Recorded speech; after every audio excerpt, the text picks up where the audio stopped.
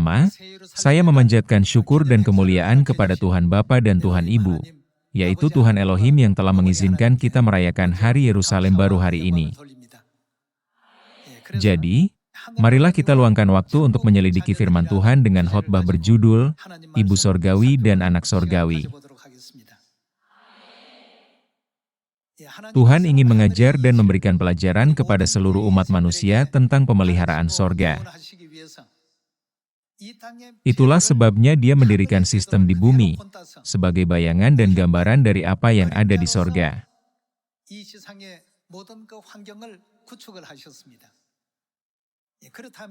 Mari kita pikirkan istilah ibu, ayah, dan anak-anak di bumi ini. Bukankah kata-kata itu digunakan untuk menyebut anggota keluarga? Itulah sebabnya Tuhan datang ke bumi ini dalam nama Yesus 2000 tahun yang lalu dan mengajar kita kebenaran tentang Tuhan Bapa.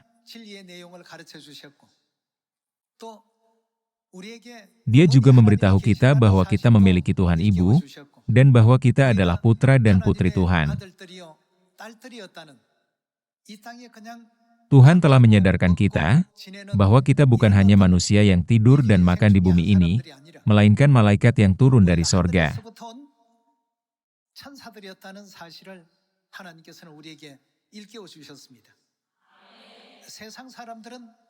Orang-orang di dunia tidak memahami kebenaran tentang Tuhan Ibu, juga tidak memahami kebenaran benar yang telah Tuhan ungkapkan dalam Alkitab. Akibatnya, mereka tidak memahami Tuhan Bapa dan Tuhan Ibu dengan benar. Melalui hari ini, anak-anak sorgawi harus merenungkan sekali lagi dengan bertanya pada dirinya sendiri, jika kita tidak memiliki Tuhan Ibu, apakah kita akan disebut anak-anak Tuhan? Semuanya, mari kita periksa sistem bumi ini. Jika tidak ada ibu jasmani, apakah kalian dapat hadir di sini hari ini? Apakah kalian dapat menjadi anggota keluarga? Apakah kalian dapat berada dalam posisi di mana kalian dapat memanggil ayahmu sebagai ayah? Dapatkah kalian memanggil saudara dan saudarimu sebagai saudara-saudari? Siapa yang ada di belakang kalian dapat melakukan itu? Semua ini mungkin dan dapat dipenuhi karena ada ibumu.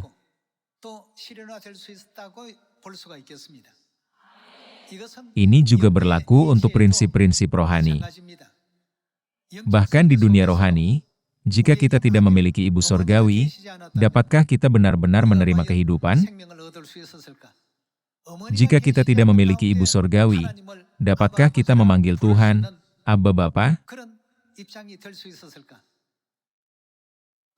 Dapatkah kita berada dalam posisi di mana kita dapat memanggil saudara kita sebagai saudara, dan saudari kita sebagai saudari? Siapa yang paling penting di balik semua ini? Ini adalah ibu. Dengan munculnya abad ke-21, banyak ilmuwan mulai melakukan penelitian tentang persoalan kehidupan. Mereka bertanya, dengan mekanisme apa, dan melalui jalan apa, kehidupan diteruskan kepada anak-anaknya? Mereka menemukan bahwa mitokondria seorang ibu diturunkan kepada anak-anaknya. Gen mitokondria seorang ayah tidak diturunkan kepada anak-anaknya.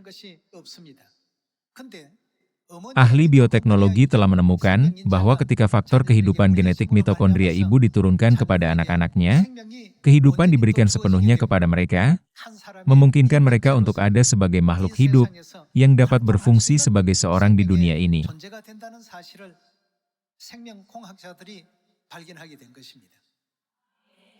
Lalu, siapa yang dikatakan telah menciptakan semua prinsip dan cara kerja ini untuk beroperasi sedemikian rupa? Bukankah ada tertulis dalam Wahyu pasal 4 ayat 11, bahwa Tuhan menciptakan segala sesuatu menurut kehendak-Nya? Anak-anak sorgawi hanya berada ketika ibu sorgawi berada.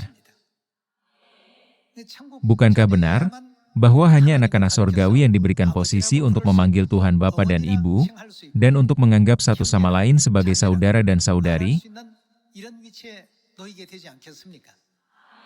Oleh karena itu, hari ini, kalian dan saya perlu berpikir secara mendalam tentang siapa anak-anak sorgawi, artinya, siapa anak-anak Tuhan. Dalam hubungan antara anak-anak dan orang tua mereka, ada hal-hal yang orang tua pasti turunkan kepada anak-anaknya. Orang tua pasti mewariskan daging dan darah mereka kepada anak-anak mereka. Hal ini sama secara rohani. Mereka yang mewarisi daging dan darah Tuhan adalah anak-anak Tuhan. Tuhan menanamkan prinsip ini dalam kebenaran Paskah Perjanjian Baru. Bukankah Tuhan menyebut roti Paskah sebagai dagingnya dan anggur Paskah sebagai darahnya yang berharga? Dengan demikian membuka lebar jalan bagi seluruh umat manusia untuk menjadi anak-anaknya? Ada tertulis bahwa siapapun yang percaya kepada kebenaran hidup, Paskah, dan menerima Kristus Ansanghong dan Ibu Sorgawi Yerusalem Baru, yang telah menyatakan kebenaran Paskah Perjanjian Baru kepada kita, akan diberikan hak untuk menjadi anak-anak kerajaan sorga, bukan? Kita dapat menegaskan hal ini melalui kitab Roma. Ada tertulis bahwa Roh Kudus sendiri bersaksi dengan roh kita bahwa kita adalah anak-anak Tuhan. Hari ini, mari kita pastikan hal ini dengan membuka Roma pasal 8.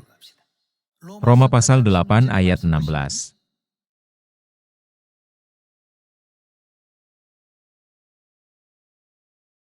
Roh itu bersaksi bersama-sama dengan roh kita, bahwa kita adalah. Apa yang roh bersaksi dengan roh kita?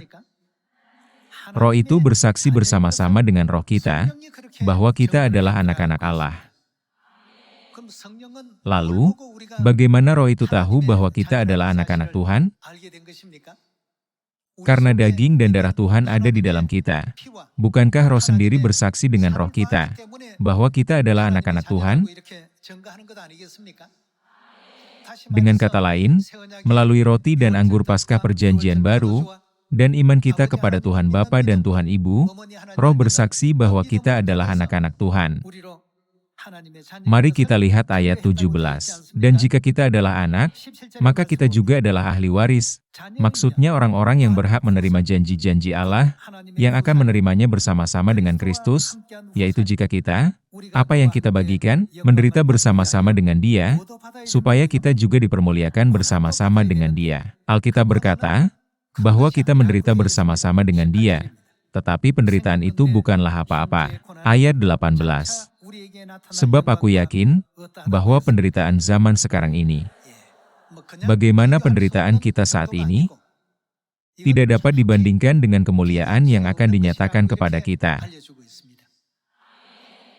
Hal itu tidak hanya di luar perbandingan, bahkan tidak dapat dibandingkan. Namun, mari kita pikirkan jalan yang telah dilalui Bapa dan Ibu Sorgawi. Sama seperti mereka telah menempuh jalan salib yang sulit, untuk membuka jalan mulus bagi kita hari ini, bukankah kita juga harus menjadi orang yang dapat memikul salib yang sedikit lebih berat, dan membuka jalan demi saudara-saudari yang akan datang ke Sion setelah kita? Melalui semua adegan ini, Roh Kudus mengenali siapa anak-anak Tuhan yang sejati, dan melalui adegan-adegan ini, Roh Kudus mengakui bahwa kita adalah anak-anak Tuhan.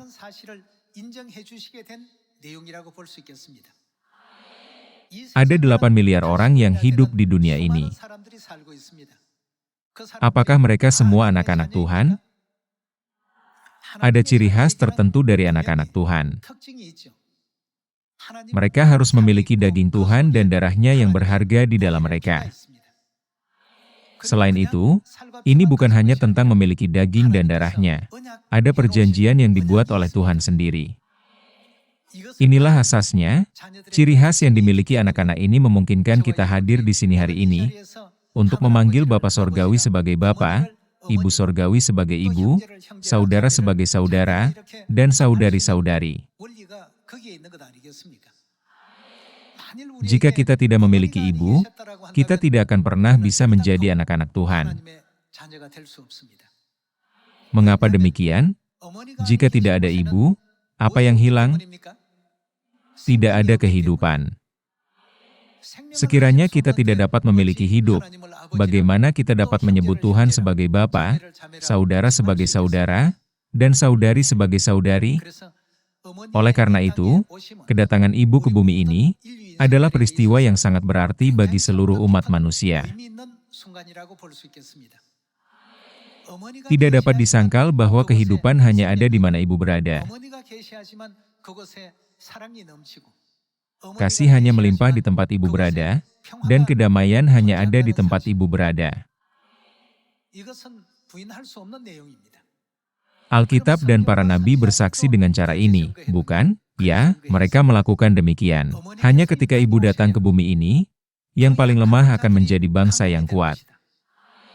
Hanya ketika ibu datang, yang paling kecil akan menjadi kaum yang besar. Kedudukanmu yang dahulu akan kelihatan hina, tetapi apa yang akan terjadi ketika ada ibu? Itu akan sangat mulia. Pikirkan tentang pekerjaan keselamatan dan penyelesaian Injil. Ada nubuat dalam Alkitab bahwa Injil kita akan diberitakan di Samaria dan sampai ke ujung bumi. Namun, jika ibu tidak datang dan tidak bersama kita, Injil ini tidak akan pernah diberitakan di Samaria dan sampai ke ujung bumi. Bukankah ini yang sudah dinubuatkan Yesus sekitar 2000 tahun yang lalu? Siapakah yang mengumpulkan anak-anak sorgawi, yang disamakan dengan anak ayam? Menurut firman nubuatnya bahwa induk ayam mengumpulkan anak-anaknya di bawah sayapnya, karena kebenaran ibu sorgawi pada akhirnya menyinari terang Injil di Samaria dan sampai ke ujung bumi. Injil sedang diberitakan di seluruh Asia, Afrika, Oseania, Eropa, Amerika Utara, Amerika Selatan, dan bahkan Korea. Kabar baik bahwa ibu sorgawi telah datang, benar-benar merupakan ajaran yang paling utama dan penting dari Injil. Sebab ibu berada, maka ada kehidupan. Sebab ibu berada, maka ada kasih. Sebab ibu berada, ada kebahagiaan. Bukankah ini sebabnya kita semua merindukan tanah air kita? Bukankah ini sebabnya kita semua mencintai tanah air kita? Tentu saja, Bapa juga ada di tanah air kita. Bapa adalah kasih, dan Ibu adalah kasih. Kasih dan pengorbanan yang tak terlihat dari Bapa Sorgawi kita, yang telah dengan diam-diam menanggung dosa-dosa kita, bahkan sampai menumpahkan darahnya di atas salib, adalah sesuatu yang tidak pernah dapat kita katakan kecil. Namun, ketika Bapa datang ke bumi ini untuk kedua kalinya, Dia meninggalkan perkataan ini kepada kita. Elisa mengikuti Elia, Yosua mengikuti Musa, Petrus mengikuti Yesus, dan menurut perkataan Bapa, dia mengikuti siapa? Aku mengikuti ibu. Bapa memberi teladan mengikuti ibu, bagi anak-anak yang tidak tahu jalan iman mana yang harus ditempuh. Aku telah memberimu teladan supaya kamu juga perbuat apa yang telah kulakukan bagimu. Bukankah dia bahkan meninggalkan pesan ini dalam tulisan tangannya sendiri? Sebelum Bapa naik ke sorga, dia memanggil saya dan berkata, dengarkanlah ibu dengan baik. Kalau menaati perkataan ibu, kamu akan memiliki kue beras, bahkan saat kamu sedang tidur. Untuk persatuan dan harmoni yang selalu diajarkan ibu kepada kita, hati seperti apa yang perlu dimiliki semua anggota di Sion? Bukankah kita perlu memiliki hati yang saling mengasihi?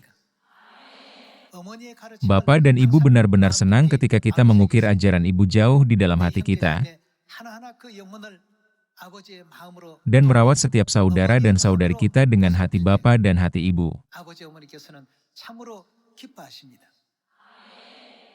Mereka sekarang benar-benar menjalani kehidupan pertobatan.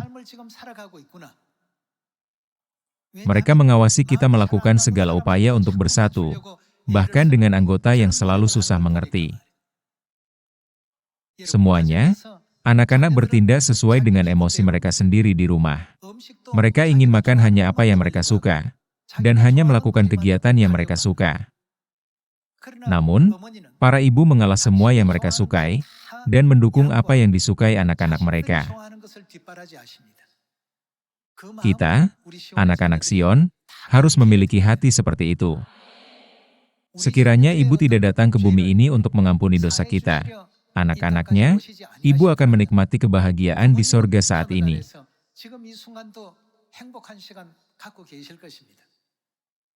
Namun, dia telah datang ke bumi ini, mengenakan kemah tubuh, dan merawat dan mendukung anak-anaknya. Khawatir bahwa kita mungkin jatuh dari iman atau gagal bertumbuh secara rohani, karena kurangnya pemahaman akan firman Tuhan. Dia telah menghabiskan berjam-jam berdoa untuk anak-anaknya, begitu setia hingga lututnya menjadi kapalan. Mereka yang menyadari betapa besar kasih yang mereka terima dari Bapa dan Ibu, merenungkan semua hal ini, harus menjadi orang-orang yang dapat berbagi sesuatu dengan semua anak Sion.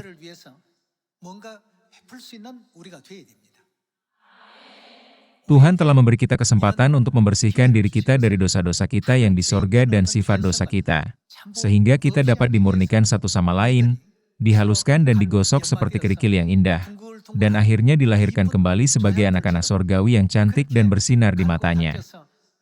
Bukankah ini yang Dia inginkan dari kita?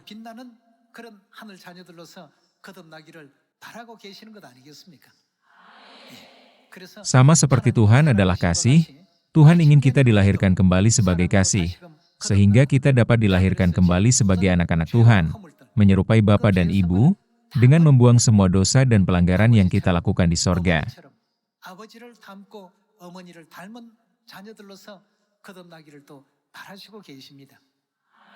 Hari ini, menyambut Hari Yerusalem baru, anak-anak Sion harus meluangkan waktu sejenak untuk merenungkan lingkungan kita. Inilah saatnya bagi kita untuk merenungkan apakah kita telah dengan tulus melakukan segala upaya untuk melindungi dan merawat saudara-saudari kita, dan memimpin mereka ke kerajaan sorga.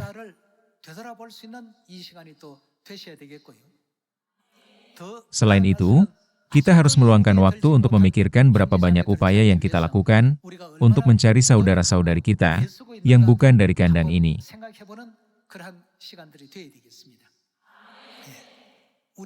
Kita memiliki Ibu Sorgawi. Di mana Ibu berada, harus ada kasih. Di mana Ibu berada, harus ada pengabdian dan pengorbanan. Juga harus ada tindakan melayani. Di mana Ibu berada, pasti ada kebahagiaan yang bermekaran melaluinya. Bukankah Sion, gereja Tuhan, adalah tempat seperti itu? Agar semua saudara dan saudari kita yang hilang dapat kembali ke gereja Tuhan dengan cepat, apa yang harus kita lakukan menurut nubuat Yesaya pasal 62? Kita harus menjalankan peran pengintai dengan lebih giat, dan memberitakan kemuliaan Yerusalem ke seluruh dunia. Apa yang harus kita lakukan sepanjang hari dan malam? Kita tidak boleh tinggal diam tetapi memberitahu orang-orang. Mari kita lihat Yesaya pasal 60 ayat 1.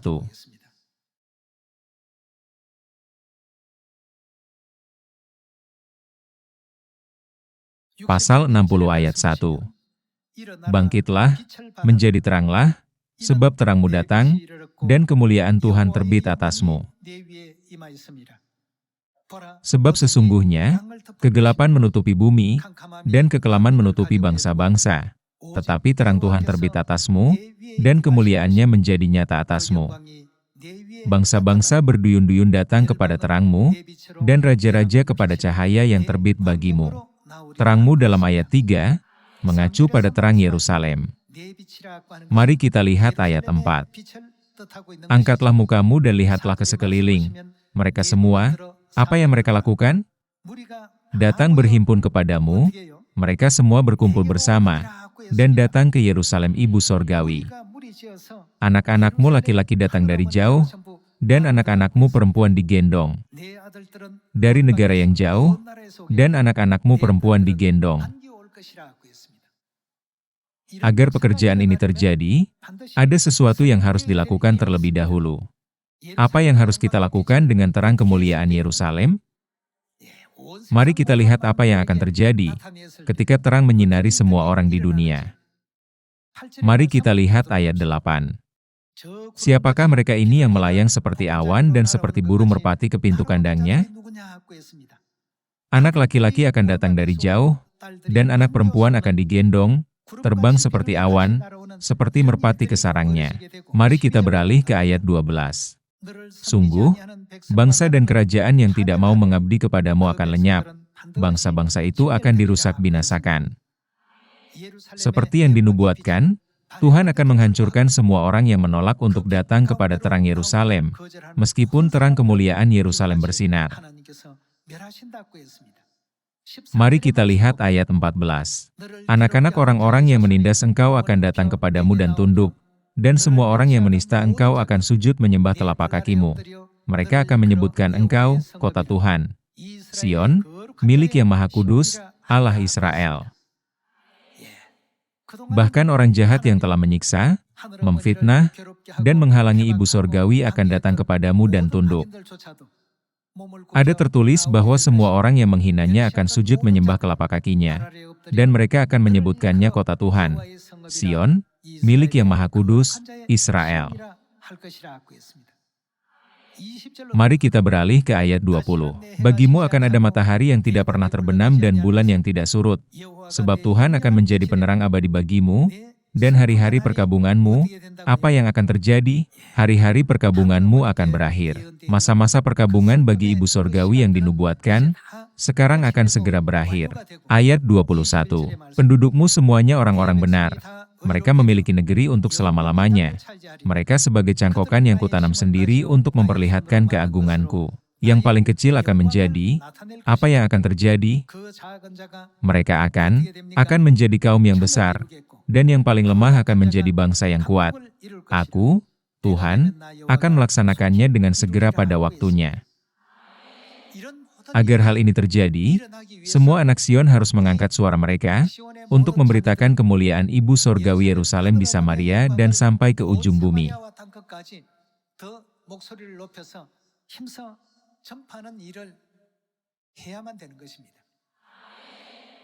Adapun semua anggota Sion kita yang tersebar di seluruh dunia, perkataan siapa yang didengar anak-anak ini, yang membuat mereka terbang ke sini? Seperti yang dikatakan nubuat, mereka mendengar perkataan dari Ibu Sorgawi Yerusalem, dan sekarang bertobat dan kembali kepadanya. Semuanya, karena ini adalah nubuat Alkitab, kita harus bertindak sesuai dengan apa yang dinubuatkan. Kita memiliki Tuhan Bapa kita, Tuhan Ibu kita, dan saudara-saudari kita.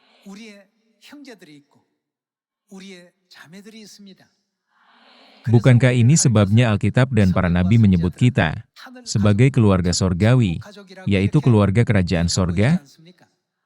Sungguh, kita adalah keluarga sorgawi.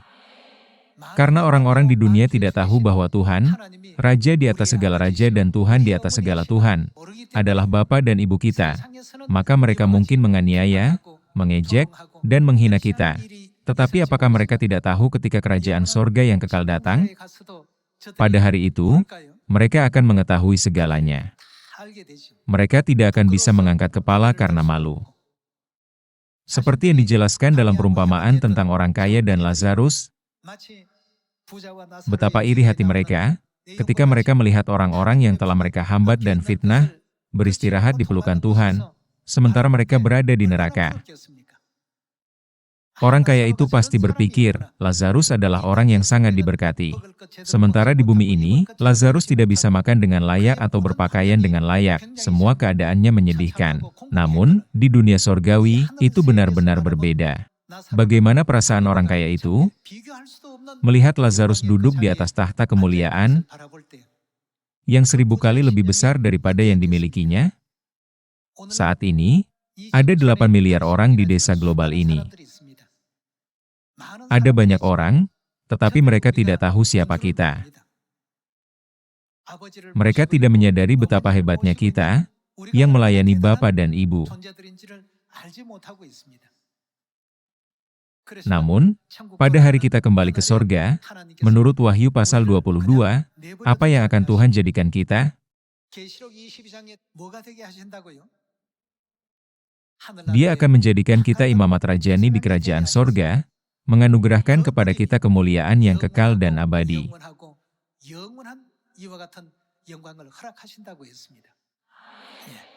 Mari kita lihat satu ayat lagi dalam Yesaya pasal 62. Mari kita lihat Yesaya pasal 62 ayat 6. Di atas tembok-tembokmu, hai Yerusalem, telah kutempatkan pengintai-pengintai.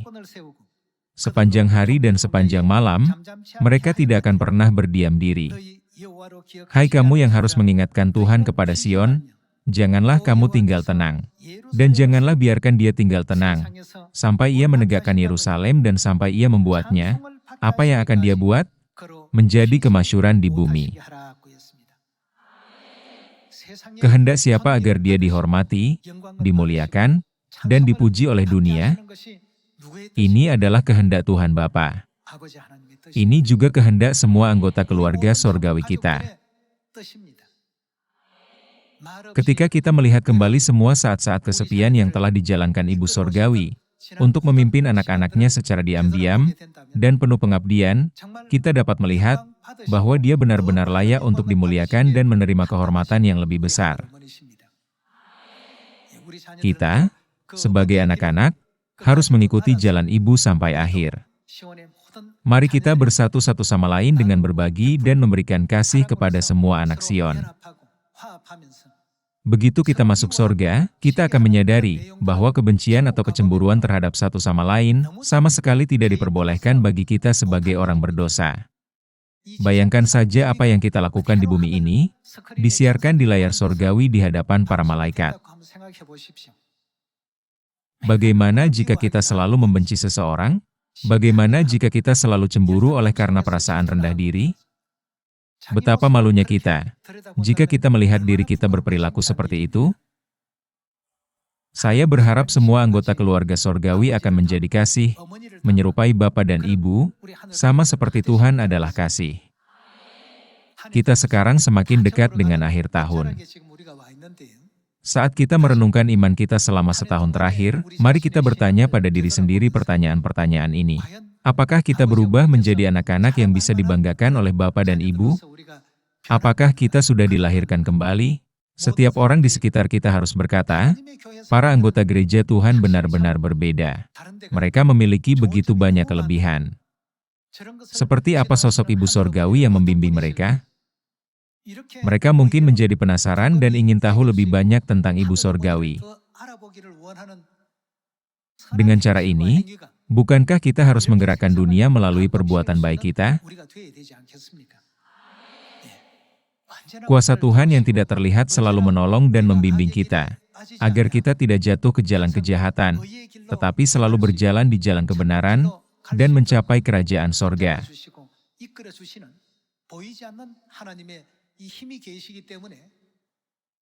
Inilah sebabnya meskipun ada banyak gereja di seluruh negeri dan di seluruh dunia, kita dengan murah hati menyampaikan kebenaran yang diinginkan Bapa dan Ibu, sambil memberi manfaat bagi setiap negara dan masyarakat, menjadikannya lebih baik, dan mengubah dunia kegelapan menjadi dunia terang. Saya berdoa agar kita segera mendengar kabar baik, bahwa Injil telah diberitakan di Samaria dan sampai ke ujung bumi. Berharap bahwa Ibu Sorgawi, yang bersama kita, akan menerima kemuliaan, hormat, dan pujian selama-lamanya. Saya mengakhiri khotbah hari ini. Terima kasih banyak.